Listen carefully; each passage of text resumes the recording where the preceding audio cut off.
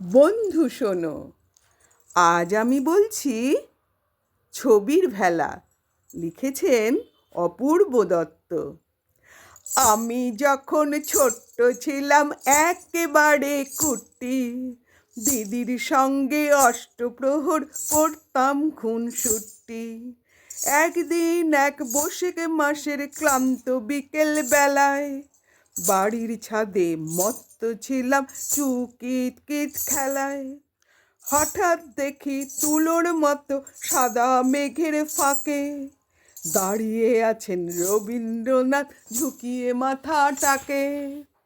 আমি তো ঠিক চিনতাম না, দিদি তো দেখালো, বলল ওরে আকাশটা দেখ কেমন আলো আলো। মুহূর্তে কেউ মনের ভেতর জ্বাললো দীপালো, কি লাবণ্যে পূর্ণ সে প্রাণ ধাঁধিয়ে গেল চোখ। দিদির সঙ্গে মেঘ সাগরে ভাসিয়ে দিলাম ভেলা, নাম লিখলাম কালমৃগয়া এবং মায়ার খেলা। নাম লিখলাম কালমৃগয়া এবং মায়ার খেলা।